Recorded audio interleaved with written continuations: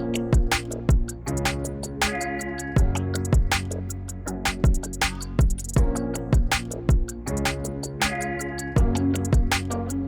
Friends, welcome to moment trade. और आज है 9th ऑफ अक्टूबर। तो आज बड़ा इंटरेस्टिंग डे था हमारे मार्केट्स में, क्योंकि आज आरबीआई पॉलिसी से डिक्लेयर हुआ था ये क्वार्टर के लिए। तो उसकी वजह से बहुत सारे प्राइस एक्शन देखने मिला था हमको। और सेटअप्स भले ही आज हमको दिखे होंगे बहुत अच्छे, बट इनको कैप्चर करना बहुत मुश्किल था बिकॉज मार्केट में बहुत ज्यादा वोलाटिलिटी थी। तो मूव्स आ रहे थे according to the setup, but बहुत ज्यादा चॉपी मार्केट था। तो अगर ऑप्शंस बाइंग भी करते तो जल्दी जल्दी, अगर जो स्कैल्प करते हैं तो उनको अच्छा बेनिफिट था एज कम्पेयर टू जो डे ट्रेड करना चाहते हैं। तो एक डायरेक्शन में प्रॉपरली डायरेक्शन पकड़ नहीं रहा था मार्केट, सेटअप के हिसाब से काम तो कर रहा था बट चॉपी बहुत था। तो एनीवेज देखेंगे क्या क्या हुआ है आज के दिन हमारे मार्केट में और किस तरह से ऑर्डर फ्लो के सेटअप्स बने थे, उसके बारे में डिस्कशन करेंगे। तो ज्यादा समय वेस्ट ना करते हुए चलिए शुरू करते हैं। तो पहले आ जाएंगे हमारे निफ्टी के चार्ट पे। ये निफ्टी का 5 मिनट का फ्यूचर्स का चार्ट है। तो अगर आप मॉर्निंग में देखो तो कहीं ना कहीं जो हमारा आरबीआई पॉलिसी का जो डिक्लेरेशन था, तो बेसिकली वो स्पीच जो था हमारे आरबीआई चेयरमैन का, तो वो 10 o'clock के आसपास शुरू हुआ था। और प्राइस उसके पहले अगर आप देखोगे ना तो कहीं ना कहीं इंडिसिसिव था, बिल्कुल ही कोई डायरेक्शन नहीं देखने को मिल रहा था, कहीं ना कहीं चॉपी मार्केट था। उसके अंदर भी एक अप मूव मिला था जिसमें हमको एक इनिशिएटिव ड्राइव मिला था। और अगर ऐसा देखेंगे अगर हाइंडसाइट में तो ये कैप्चर किया जा सकता था, बट कहीं ना कहीं आपका स्टॉप लॉस हंट हो जाता। तो मैं वो आपको ऑर्डर फ्लो के ऊपर दिखाऊंगा बाद में। तो यहाँ पे एक सेटअप बना था। उसके बाद में प्राइस जब इस तरह से ऊपर गया था, एकदम शार्पली ऊपर गया था, तो यहाँ पे प्राइस को चेज नहीं करना होता है कभी भी, बिकॉज ये वोलेटिलिटी की वजह से कभी कभी इस तरह से मार्केट मूव करता है। और ये फंडामेंटल न्यूज की वजह से होता है। तो जब भी मार्केट फंडामेंटली बिहेव कर रहा है या तो न्यूज बेस्ड ड्रिवन रहता है, तो इस तरह का प्राइस एक्शन हो सकता है। और ये इस तरह से ऊपर जाके तुरंत अगली कैंडल में नीचे भी आ सकता है। तो इसके वजह से क्या है, कभी भी इसको चेज नहीं करना होता। We have to always look for a pull back और तब एंटर करना चाहिए। अब यहाँ पे प्रॉब्लम क्या हुआ था कि यहाँ पे बहुत सारे पोजीशन आ गए थे, मल्टीपल पॉकेट पोजीशन। तो इसको डिसाइड करना बहुत डिफिकल्ट था कि कहां तक पुल बैक करेगा और फिर कैसे एंटर किया जाए। तो ये भी हम बात करेंगे ऑर्डर फ्लो पे। इसको ट्रेड नहीं मान सकते, इसके अंदर कुछ एक अच्छी अपॉर्चुनिटी नहीं मिली थी। बाद में अगर देखोगे तो काइंड ऑफ फ्लैट हो गया था। तो हमारा पॉलिसी जो था, वो जो स्पीच था चेयरमैन का, वो कहीं ना कहीं 10:30 के आसपास खत्म हो गया था। उसके बाद में आप देखोगे काइंड ऑफ फ्लैट हो गया था, बट यहाँ पे भी एक स्कैल्प की तरह एक ट्रेड बना था। तो अब मैं आपको हाइंडसाइट में दिखाऊंगा और उसका एक डिफरेंस आपको मैं लाइव मार्केट में किस तरह से दिखा होता वो भी बताऊंगा। तो जैसे मैं बार बार बोलता हूँ कि इसको लाइव मार्केट में देख के ही सीखना ज्यादा इंपॉर्टेंट होता है, क्योंकि हाइंडसाइट में जो कलर्स है वो चेंज हो जाते हैं। तो उसका डिफरेंस मैं आपको एक बताऊंगा यहाँ पे। उसके बाद में क्या हुआ, प्राइस नीचे शार्पली मूव हुआ। फिर यहाँ पे हमको एक डाउन साइड का इनिशिएटिव मिला। प्राइस यहाँ से पुल बैक करके आपको एंट्री भी दिया, बट यहाँ पे फिर कहीं ना कहीं वापस से जो है कॉस्ट टू कॉस्ट पे स्टॉप लॉस हिट कर दिया। तो ये ट्रेड मैंने खुद लिया था। तो कहीं ना कहीं ऊपर गया, फिर एक मूव दिया, यहाँ पे 1:1 हो गया। जैसे हमने कॉस्ट को ट्रेल किया स्टॉप लॉस को, तो स्टॉप लॉस हिट होके फिर नीचे आ गया। तो एनीवेज ये तीसरा सेटअप था बेसिकली। तो यहाँ पे पहला था, उसके बाद में यहाँ पे दूसरा था, यहाँ पे तीसरा था, और उसके बाद में फिर ये चॉपी रहा। और उसके बाद में फिर से अगर आप देखोगे तो यहाँ पे कहीं ना कहीं वही मूव कंटिन्यू हुआ था। तो सेटअप्स तो अच्छे बने थे, बट कैप्चर करना डिफिकल्ट था। तो क्यों डिफिकल्ट था और कैसे सेटअप बने थे, चलिए देखते हैं हमारे ऑर्डर फ्लो चार्ट के ऊपर। तो ये है हमारा निफ्टी फ्यूचर्स का 5 मिनट का ऑर्डर फ्लो चार्ट। इसके ऊपर अगर आप देखोगे तो जब मॉर्निंग में यहाँ पे हमारे को ओपनिंग मिला, तो यहाँ पे कहीं ना कहीं एक गैप था। अब जैसे मैं पिछले 2-3 दिन से जो आपको एनालिसिस वीडियो शेयर कर रहा हूँ, उसके अंदर आपको पता चल गया होगा कि मॉर्निंग में टेंडेंसी रहती है, ये जो गैप्स है उनको फिल आउट करने की मार्केट की टेंडेंसी रहती है। तो मॉर्निंग में कहीं ना कहीं जो पहला जो था एक चॉपी एक्शन देखने मिला था। उसके बाद में एक sharp initiative drive up side में देखने मिला था। उसके अंदर 2 पॉकेट पोजीशन थे, यहाँ पे एक था और यहाँ पे एक था। प्राइस कहीं ना कहीं पहले यहाँ पे आया, ये वाला जो था इधर रिजेक्शन दिखाया,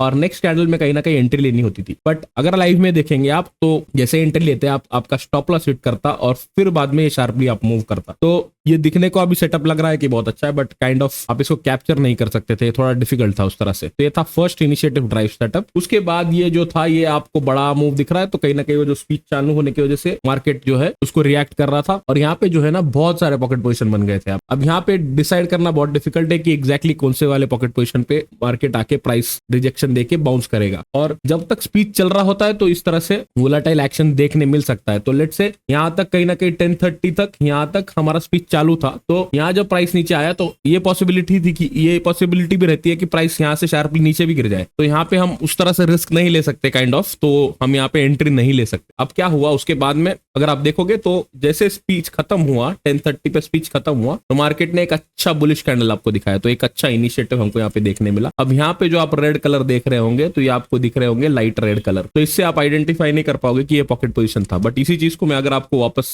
एक लाइव के हिसाब से दिखाऊंगा तो लाइव में किस तरह से दिख रहा था ये, तो ये हमारे मेंटरशिप ग्रुप में मैंने मॉर्निंग में शेयर किया था। तो यहाँ पे अगर आप देखोगे तो यहाँ पे ये देखो डार्क रेड दिखेगा आपको, ये एरिया जो है वो डार्क रेड दिखेगा। सिमिलरली बैंक निफ्टी का भी इसी तरह से बना था, वो भी मैं दिखाता हूँ आपको। यहाँ देखो ये डार्क रेड बना था यहाँ पे, ठीक है। तो अभी आपको हाइंडसाइट में जब जाकर देखोगे तो वहां पे लाइट रेड दिख रहा है, पर लाइव मार्केट में वही जो एरिया था वो डार्क रेड दिख रहा था। और अगर फिर ध्यान से देखा जाए तो मार्केट कहीं ना कहीं वही लेवल्स के ऊपर पहले रिजेक्शन दिखाया, नेक्स्ट कैंडल में आपको यहाँ पे एक एंट्री मिल सकती थी और मार्केट जो है अच्छी तरह से अप मूव किया। अब मैं जैसे आपको शुरुआत में बोला कि एक स्कैल्प के हिसाब से एक अच्छा ट्रेड यहाँ पे देखने मिला था, क्योंकि आपका स्टॉप लॉस बहुत छोटा रहता था यहाँ पे। तो ये हुआ सेकंड ट्रेड जिसके अंदर एक स्कैल्प की तरह आपको ट्रेड मिल सकता था। उसके बाद जैसे आगे आ जाएंगे तो बाद में हमको अनवाइंडिंग देखने मिला यहाँ पे। तो आपको अगर डेल्टा अनवाइंडिंग स्ट्रैटेजी यहाँ पे पता थी तो डेल्टा अनवाइंडिंग स्ट्रैटेजी के हिसाब से एंट्री करनी थी एक्चुअली। बट एनीवेज अगर आपको वो नहीं भी मालूम था तो आपको एक्चुअली यहाँ पे प्राइस नीचे मूव हुआ। यहाँ पे अगर आप देखोगे कि यहाँ पे ये dark red multiple pocket positions आए हैं। अब इसके अंदर आपको यहाँ पे दिखेगा कि यहाँ पे रिजेक्शन हुआ है पहली बार, और अगले कैंडल में आपको यहाँ पे शॉर्ट करना था, और शॉर्ट करने के बाद मार्केट नीचे की तरफ मूव हुआ। इसमें अगर वापस से देखोगे तो वापस प्राइस जो है ना यहाँ पे चॉप मारा था ऊपर, ठीक है। तो कहीं ना कहीं जो मैंने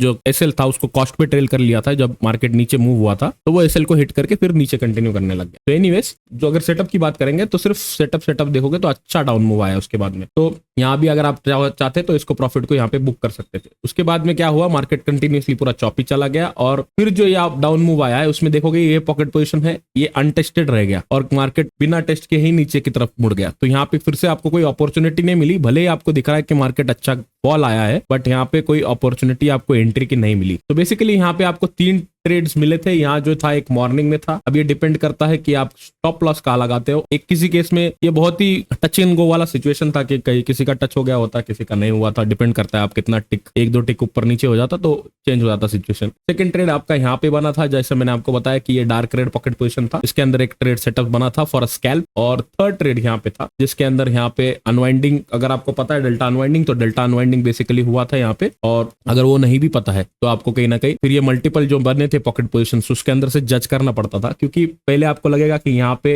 रिजेक्शन आया है फिर यहाँ पे एंट्री हुई है, तो डिपेंड करता है। बट एनीवेज अगर आपको नहीं भी पता था तो भी एक उस तरह से आप ट्रेड ले सकते थे। और उसके बाद में मार्केट नीचे आया। तो तीन ट्रेड के अपॉर्चुनिटी आज निफ्टी के अंदर बने थे, तो काफी वोलाटाइल था। और इससे ज्यादा वोलाटाइल था बैंक निफ्टी। तो बैंक निफ्टी का डिस्कशन शुरू करने से पहले अगर आप मेरे चैनल पे न्यू हो तो प्लीज चैनल को सब्सक्राइब करिए, और अगर आपको मेरी वीडियो अच्छी लगती है तो प्लीज वीडियो को लाइक करिए, शेयर करिए और कमेंट जरूर करिए। तो चलिए अभी आगे जाएंगे, बैंक निफ्टी का चार्ट डिस्कस करेंगे। तो अब बैंक निफ्टी के चार्ट पे आ जाएंगे। तो पहली बात है कि जैसा मैंने निफ्टी में बताया कि मॉर्निंग हाफ जो था ये कंप्लीटली एक चॉपी मार्केट था, और इसमें एक सडन मूव आया था। जैसे हमारा आरबीआई चेयरमैन ने स्पीच शुरू किया था उसके बाद में एक शार्प मूव आया था, तो मार्केट कहीं ना कहीं वो जो न्यूज है या तो जो स्पीच है उसको रिएक्ट कर रहा था और इस तरह से मूव किया है। सिमिलरली पुल बैक किया और ऊपर की तरफ मूव किया। अब जैसे हमने निफ्टी में देखा कि यहाँ पे कुछ तो ट्रेड सेटअप बना था, भले स्टॉप लॉस हिट होता बट सेटअप बना था, तो यहाँ पे वो भी सेटअप नहीं बना था। उसके बाद में जब मार्केट ऊपर गया है, ये पुल बैक किया है, यहाँ पे इतना वोलेटाइल था तो यहाँ भी कुछ सेटअप नहीं बना। और उसके बाद में प्राइस यहाँ पे ऊपर चले जाने के बाद यहाँ पे कुछ पॉकेट पोजीशन बनाया था, तो यहाँ पे एक स्कैल्प बना था। तो आप बोल सकते हैं यहाँ पे एक ट्रेड सेटअप बना था for a scalp, but for a day trader यहाँ पे भी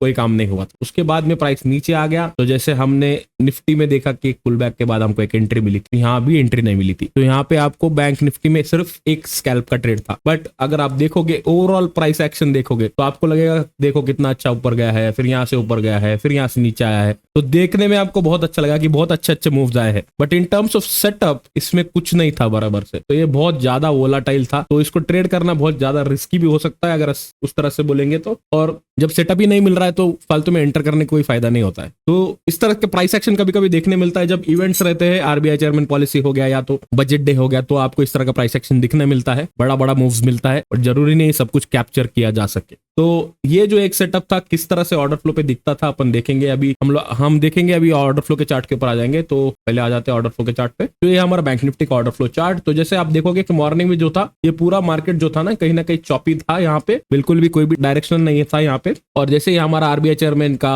स्पीच चालू हुआ 10 o'clock को, उसके बाद में शार्पली अप मूव आया। तो इसको यहाँ पे कैप्चर करने का कोई अपॉर्चुनिटी भी नहीं था। जिस तरह से निफ्टी में कुछ अपॉर्चुनिटी तो थी कम से कम, इसमें तो वो भी नहीं था। अब आगे देखोगे तो फिर से ड्राइव किया था शार्पली, उसके बाद में बहुत सारे पॉकेट पोजीशन थे। इसमें अब आइडेंटिफाई करना बहुत मुश्किल था कि कहां तक प्राइस पुल बैक करेगा और नीचे ऊपर की तरफ बढ़ सकता है, बट क्योंकि यहाँ पे अगर ध्यान से देखोगे तो यहाँ पे जो था ना ये 50% ऑफ द मूव था, ये 50% था कैंडल का। प्राइस उसके नीचे मूव कर जाता है तो हम इसको कंटिन्यूएशन के लिए नहीं पकड़ सकते इस तरह से, क्योंकि 50% पुल बैक के नीचे आ गया तो ये शैलो पुल बैक नहीं है, तो एक अच्छा ट्रेंड का सिग्नल नहीं होता, तो इसकी वजह से लॉन्ग भी जाना यहाँ पे रिस्की होता है। बट एनी विच केस फिर बाद में ये भी सेटअप नहीं था जैसे मैंने बताया। उसके बाद में जैसे आगे आ जाओगे तो ये जो अप मूव आया, तो यहाँ पे स्पीच खत्म हो गया था 10:30 को, उसके बाद में एक अप मूव आया था। उसके बाद आप देखोगे कि दो डार्क रेड पॉकेट पोजीशन बने थे, दोनों ए टाइप होते हैं। तो जो पहला ट्रेड था तो यहाँ पे से बाउंस करके ऊपर भागा था पहले मार्केट, तो ये वाला था ना, ये जो आपके लिए एक स्कैल्प की तरह एक कोई ट्रेड लेना चाहता था कि यहीं से एंट्री लेके, क्योंकि अगली कैंडल में रिजेक्शन हुआ, नेक्स्ट कैंडल में आपकी एंट्री हो सकती थी और प्राइस यहीं से शार्पली ऊपर भागा, तो यहाँ पे एक स्कैल्प की तरह ले सकते थे ट्रेड। तो हमारे मेंटरशिप ग्रुप में भी बहुत सारे लोगों ने ये स्कैल्प के जैसा ट्रेड लिया था जो बाय करना चाहते थे basically. But as a day trader हम क्या एक्सपेक्ट करते हैं कि प्राइस ये वाले पॉकेट पोजीशन पे आए और फिर हमको एक एंट्री दे, क्योंकि हमको एक अच्छा प्राइस मिलता है। तो ये लेवल्स के पास जब आया तो प्राइस ने यहाँ पे टच तो किया बट इमीडिएटली फेल हो गया। तो कहीं ना कहीं फिर अगर डे ट्रेडर के हिसाब से बात करूंगा मैं, तो यहाँ पे एक स्टॉप लॉस हिट हुआ। तो बेसिकली मेरे को बताने का मतलब है कि स्कैल्पर अगर ट्रेड करता तो उसको कहीं ना कहीं प्रॉफिटेबल ट्रेड मिलता, डे ट्रेडर ट्रेड करने की कोशिश करता तो उसका एक लॉस ट्रेड होता। तो ये पर्सपेक्टिव पे भी बहुत सारा कुछ डिपेंड करता है कभी कभी, तो उस तरह से था। तो अगर डे ट्रेडर की जैसे मैंने बात करी तो उसका एक स्टॉप लॉस हिट होता। अब यहाँ पे जब नीचे आया है तो यहाँ पे पॉकेट पोजीशन है, यहाँ पे है, यहाँ पे है, प्राइस वापस पुल बैक किया ही नहीं है एंट्री देने के लिए, ठीक है। तो आपको यहाँ पे कहीं एंट्री मिली ही नहीं है बाद में, और उसके बाद में प्राइस जो है ना कंटिन्यू करता गया है और चॉप करते करते करते करते नीचे आ गया है। तो इसके अंदर भी कहीं भी आपको यहाँ पे देखोगे तो कहीं भी एंट्री नहीं मिली है, स्लो एंड स्लगिशली नीचे नीचे नीचे आता गया है। तो घूम फिर के बात यह है कि आपको यह एक ही एंट्री थी, उसके अलावा कोई भी एंट्री नहीं थी। तो वो कभी कभी बोलते हैं ना, all that glitters is not gold. Basically वही वाला सिचुएशन हुआ है कि यहाँ पे आपको मूव तो बड़ा बड़ा दिख रहा होगा कि यहाँ पे बड़ा बड़ा मूव हो रहा है, बट यहाँ पे एंट्रीज उसके हिसाब से नहीं मिली थी। तो एनीवेज आज बहुत वोलेटाइल डे था, बहुत ही इंटरेस्टिंग डे था। तो आपको कैसा लगा ये एनालिसिस प्लीज कमेंट में जरूर बताइएगा। अगर आप चैनल पे न्यू हो तो प्लीज चैनल को सब्सक्राइब करिएगा। वीडियो अगर अच्छी लगी है तो वीडियो को लाइक और शेयर जरूर करिएगा। अभी कल तक के लिए thanks for your time and thanks for watching.